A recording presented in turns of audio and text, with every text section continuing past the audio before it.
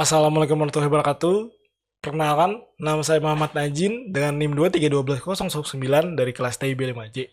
Pada video kali ini, saya akan melakukan konfigurasi gateway bertingkat yang dimana menggunakan 2 MikroTik sebagai router, kemudian 4 PC sebagai klien. Yang dimana dari 2 router tersebut nantinya akan menjadi salah satu dari 2 tersebut akan menjadi router gateway yang mengarah ke ISP. Baik, selanjutnya langkah pertama-tama tersebut yang harus kita lakukan adalah pergi ke Winbox, lalu masuk ke dalam router 1 untuk melakukan konfigurasi. Seperti yang ada di layar. Kemudian jika sudah masuk ke dalam Winbox atau dalam router 1, pertama-tama yang kita lakukan terlebih dahulu adalah mengubah penamaan hostname dari si router 1 yang awalnya default itu kita ubah menjadi router 1 dengan cara pergi ke sistem kemudian identity. Maaf.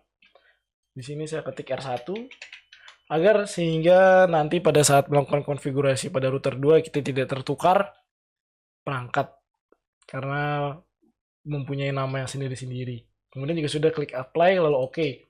Kemudian langkah selanjutnya adalah memberikan penamaan interface pada router 1. Pertama-tama kita pergi ke interface, lalu akan muncul interface list seperti berikut. Nah, sesuai topologi, di Ether 1 ini akan mengarah ke ISP, jadi akan saya berikan nama Ether to ISP. Kemudian Ether 2 itu akan mengarah ke PCA. Kemudian Ether 3 itu mengarah ke router 2. Kemudian klik apply, oke. Kemudian Ether 4 itu mengarah ke PCB. Oke. Kemudian jika sudah memberikan penamaan terhadap interface router 1, selanjutnya saya akan membuat bridge. Yang dimana fungsi bridge sendiri adalah menggabungkan dari beberapa interface yang ada di router tersebut agar menjadi satu segmen. Yang dimana caranya itu adalah masuk ke bridge, klik tambah, lalu penamanya pakai default saja bridge 1, apply lalu oke. Lalu kita pindah ke port. Port ini adalah interface mana saja yang ingin kita masukkan terhadap bridge yang sudah kita buat. Di sini yang akan saya masukkan ke dalam bridge itu sendiri adalah port yang mengarah ke PCA dan PCB. Kenapa saya menggunakan bridge? Karena agar memudahkan efisien terhadap alokasi IP yang dimana yang ke arah PC client itu adalah saya gunakan DHCP client, DHCP server. Jadinya sehingganya nanti DHCP server akan saya tembakkan ke arah interface bridge dan tidak perlu ke masing-masing port Ether 2 ataupun Ether 4 karena itu lumayan memakan waktu. Jadi pakai bridge itu lebih simple. Kemudian sini lalu lanjut tambahkan Ether 4 ke PCB, apply lalu oke. Kemudian jika sudah menambahkan bridge, langkah selanjutnya adalah memberikan IP terhadap interface bridge, lalu interface Ether 3 yang mengarah ke router 2. Caranya menambahkan IP adalah pergi ke IP, ke addresses, kemudian di sini kita tambahkan saja, klik saja address. Karena yang ke arah PC itu menggunakan IP sesuai topologinya adalah 172.168.100.0/29. Total dari host yang bisa digunakan adalah sekitar 6, yang dimana dari mulai 1 sampai dengan 6. Titik 1 sampai dengan titik 6. Kemudian kita pilih interface-nya, kita tembakkan ke bridge, lalu kita apply, lalu oke. Kemudian selanjutnya kita tambahkan IP untuk Ether 3 yang akan mengarah ke router 2. Di sini bebas, tapi saya akan menggunakan IP 20.20.20.1/29. Pindah ke Ether 3 tuh router 2, apply, lalu oke. Kemudian langkah selanjutnya adalah menyalakan DHCP client yang dimana agar si router 1 ini meminta atau merequest IP dari si ISP. Caranya adalah pergi ke DHCP client, klik fitur tambah, kemudian akan muncul seperti ini. Kita interface kita sesuaikan port berapa yang tercolok ke arah ISP. Karena di sini ada port 1, jadi kayak saya pilih port Ether 1, kemudian apply lalu oke. Tunggu statusnya menjadi bound atau dapat. Nah, jika seperti ini maka sudah dapat IP DHCP dari si ISP. Router 1 sudah dapat IP DHCP dari si ISP. Kemudian jika sudah, lanjut kita tambahkan DNS terlebih dahulu. DNS default itu 8888. Lalu remote access request-nya kita nyalakan, apply lalu oke.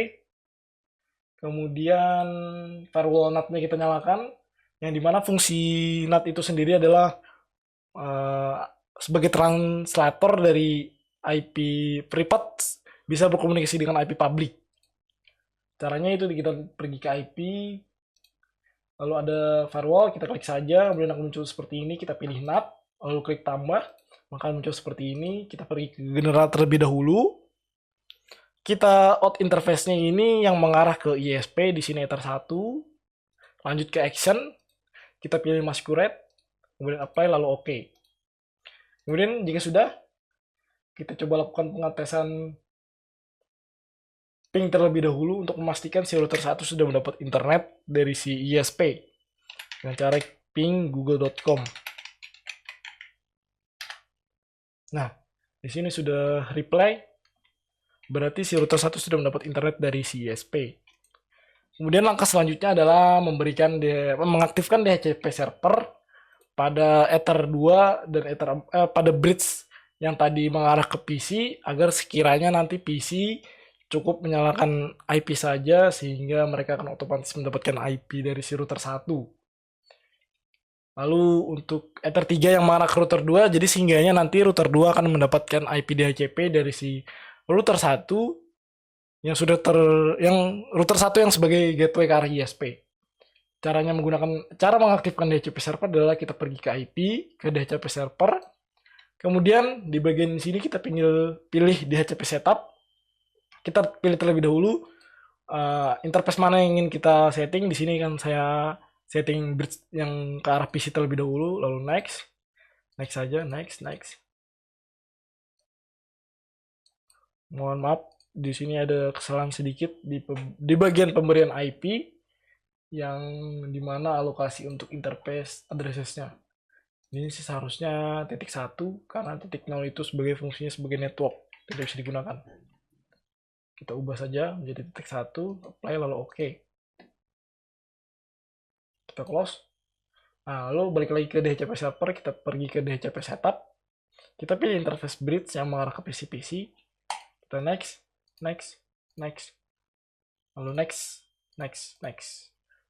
Maka DHCP untuk mengarah ke PC berhasil. Lalu selanjutnya tambahkan, DHCP setup lagi, kita tambahkan ke arah interface 3 yang mengarah ke router 2, sehingga router 2 tinggal meminta DHCP client. Lalu kita next. Oke. Seharusnya dari ini maka konfigurasi pada router 1 sudah berhasil. Di sini sudah saya colok ke router 2. Kita tinggal pilih connect, maka dia akan masuk ke dalam router 2. Balik lagi, pertama-tama terlebih dahulu sebelum melakukan konfigurasi, yaitu adalah melakukan perubahan nama yang awalnya default itu adalah admin. Kita ubah menjadi router 2 agar memudahkan penamaan perangkat sehingga tidak tertukar. Caranya itu ke identity lagi, kita ubah menjadi router 2, lalu apply, lalu oke. Kemudian selanjutnya interface juga, kita ubah penamaan interface pada router 2, yang dimana router 1 itu ke arah router 1, Ether 2 itu ke arah PCA, kemudian Ether 3 itu Ether 2 to PCC, Ether 3 to PCD. Oke, jika sudah, langkah selanjutnya adalah menyalakan fitur DHCP client, yang dimana di router 1 itu sudah kita aktifkan DHCP server yang mengarah ke router 2, sehingga router 2 tinggal meminta DHCP client dari si router 1. Kita pergi ke IP, lalu ke DHCP client. DHCP client kita tambah, lalu kita pilih interface yang ke arah router 1, kita apply lalu oke. Tunggu sampai statusnya bound seperti ini. Jika sudah, maka router 2 sudah terkoneksi ke internet. Kita coba lakukan pengetesan dengan pergi ke terminal. Kita coba ping ke arah 888. Nah, di sini sudah reply, berarti router 2 sudah terkonek ke internet. yang diberikan gateway oleh router 1. Oke, jika sudah ke sini kita lanjut lagi konfigurasi, yaitu pergi ke DNS, kita berikan DNS lagi, DNS 888, allow remote request-nya dinyalakan lagi, apply lalu oke, firewall-nya kita nyalakan lagi, pergi ke IP, firewall, NAT, agar IP privat bisa berkomunikasi dengan IP public. Kita pilih out interface-nya, ether 1 to router 1, action-nya kita pilih ke Masquerade, apply, lalu oke. Kemudian setelah itu tambahkan IP address untuk route. Kita tambahkan bridge terlebih dahulu seperti di router 1, bridge untuk port-port yang mengarah ke PC atau klien. Sini kita tambahkan aja bridge 1, apply lalu oke. Di bagian portnya ini kita tambahkan lagi. Nah, di sini saya akan tambahkan ether 2 yang ke arah PC-C, apply lalu oke, lalu saya tambahkan lagi ether 3 to PC-D. Oke, jika sudah, kemudian pergi ke IP, kita tambahkan IP untuk si bridge yang akan mengarah ke interface PC client. Kita tambah. Di sini saya gunakan IP 172.168.100.1/29. Lagi interface kita saya pilih bridge 1, apply. Oke. Kemudian fitur DHCP servernya saya nyalakan. DHCP setup. Bridge 1, next.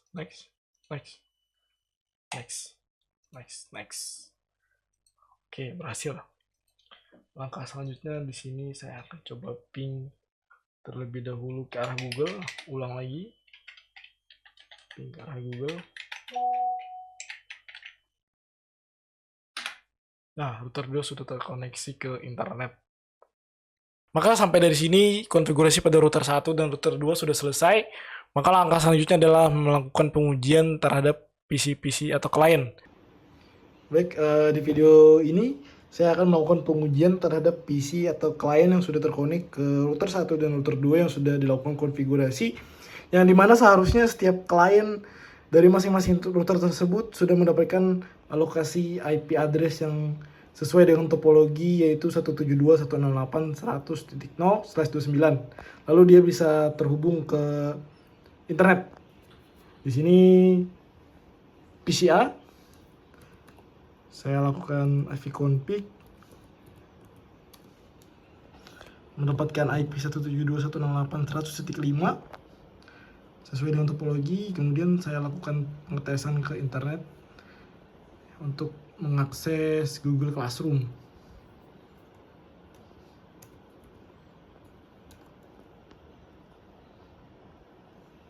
Bisa. Kemudian lanjut bergeser ke PC B. Seperti di sini dia terkonek ke router 1. Kita lakukan tes IP config.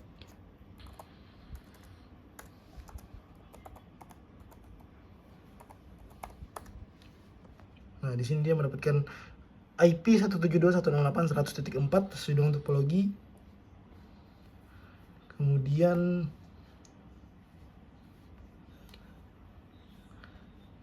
di sini akan saya tes apakah bisa terhubung ke internet, mengakses website Microsoft Teams.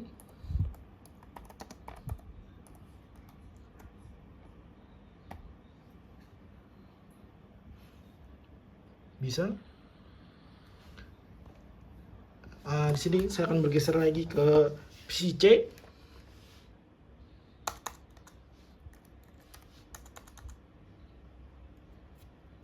Di sini saya coba tes IP config.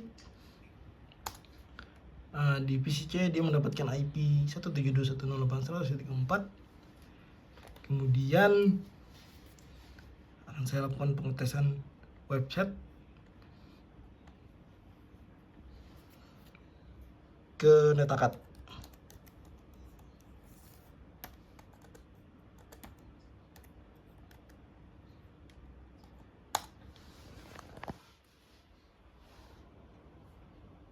Bisa terhubung. Lalu saya akan bergeser lagi ke PCD, yang dimana sudah terhubung ke router 2. Sini akan saya cek berapa IP yang didapat. Di sini adalah 172.168.100.6. Kemudian saya coba mengetes website Universitas Mulia.